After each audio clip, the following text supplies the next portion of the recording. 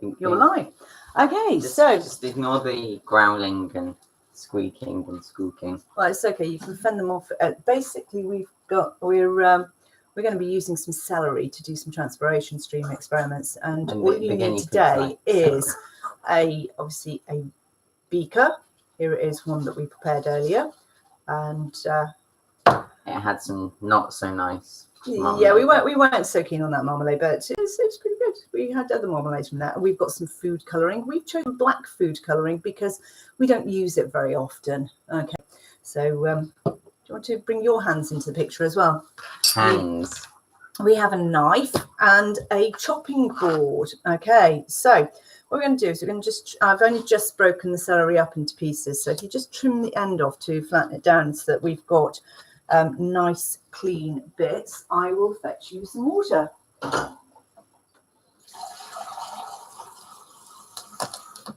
Straight from the tap. And here we have the water. Apparently, the fact that we're chopping celery is really exciting if you're a guinea pig. Right, so what we're going to do is we're going to put some water. Can you get the stirring stick? It's the chopstick. Would you mind me? Is that the chopstick? Where's the chopstick gone? Maybe that'll do as a stirring stick. Would you mind me fending off the woofers quickly? What, you want the woofers in? No, I need to try and defend them. Okay, right. So I'll just give our food colouring a bit of a shake to mix it up thoroughly. And put a few drops of food colouring. We need quite a bit actually because we want to make the water actually quite a dark colour. So we just change the angle of where things are so you can see better. So water. Are you not supposed to be doing this practical with me? I am. There right. Food colouring. Would you like to give that a stir? The black food colouring is quite good because it actually produces. I mean, I could get a chop now. A really dark colour. Excuse me. Right, now all we do now is we pop the celery in there. Now we have got a microscope attachment for our phones, and we've also got some other little microscopes and electronic microscopes. And what we're going to do is we're going to leave this celery like this. You have to leave it for quite a while. Notice I've chosen a very leafy piece of celery. Why do you think I've chosen a leafy piece of celery? So it's easier to see the leaves. Look, you've just been studying the transpiration stream. What do you know about transpiration? It happens in leaves. It happens from, it starts off with powered by the leaves. Okay, so water loss from the leaves causes water to be drawn up from the next cells along into the cells which have just dried out a little bit. Yeah.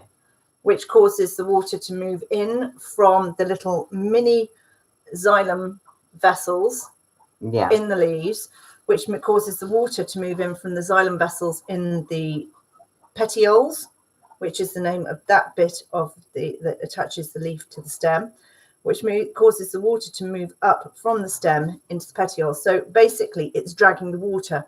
The water will move via what we call capillary action, and we can demonstrate capillary action with this straw.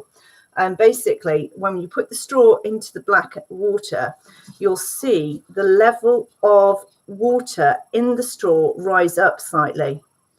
Okay, so if I put the water, it goes up. So the water level in the straw of the black is just above the water level in the jar of the black. Okay, now the narrower your straw, the more clear that will be because it goes up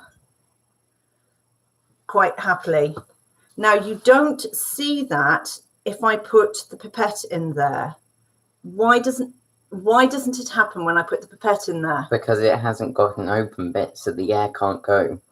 So basically, once I put the base of the pipette into the black water, I've got a closed container containing a fixed amount of air molecules, and unless I can put some kind of pressure onto them, I can't compress those air molecules. So the only reason that will rise up there is if I make a hole in the top and so waste one of our pipettes. Now, I could potentially cut off that section there of the pipette and you could see it.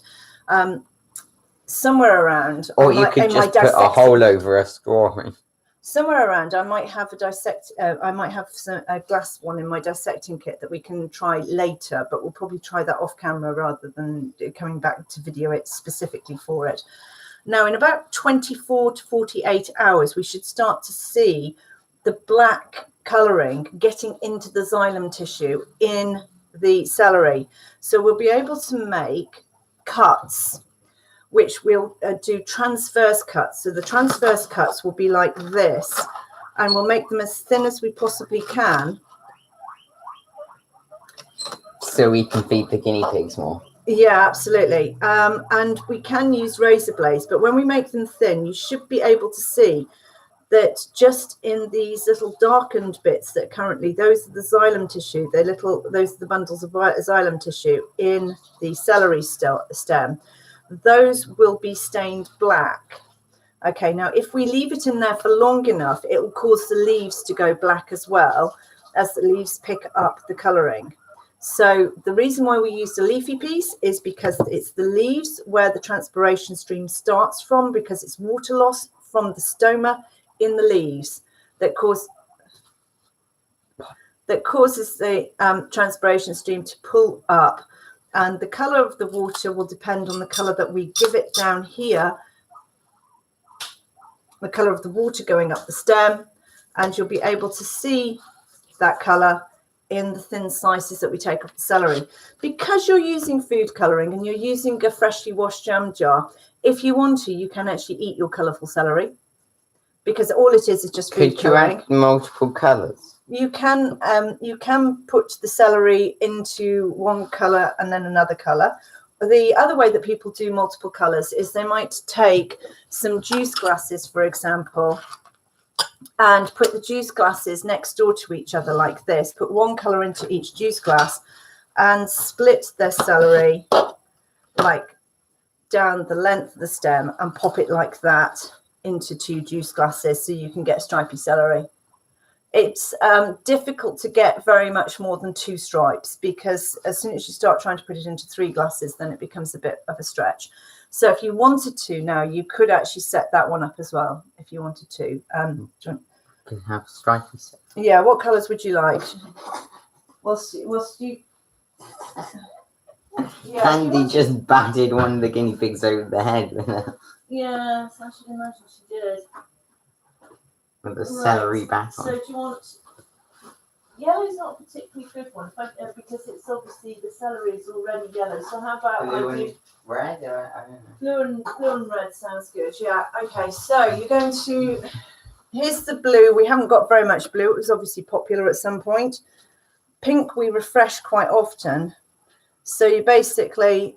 I did use the pipette for the black because it was a fresh one.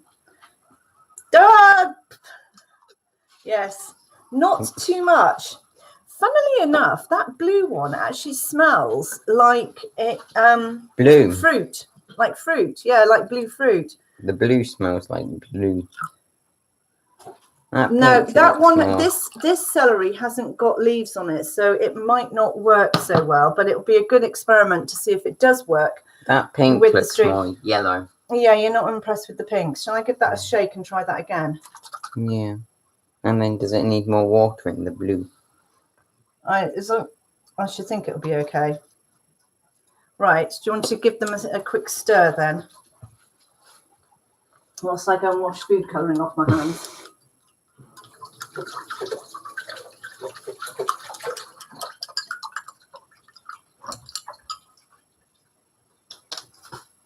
Okay, that's looking pretty good. I think, would you like to say goodbye to everybody now?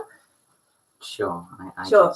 Okay, so we have just been broadcasting this one live, but we didn't tell anybody, so nobody's watching. We know that. But hopefully you'll watch this Wait, hang later. on a minute. What? Hang on a minute. We've What? got one person. What? We've got one person watching live. Yeah. Wow. Cool.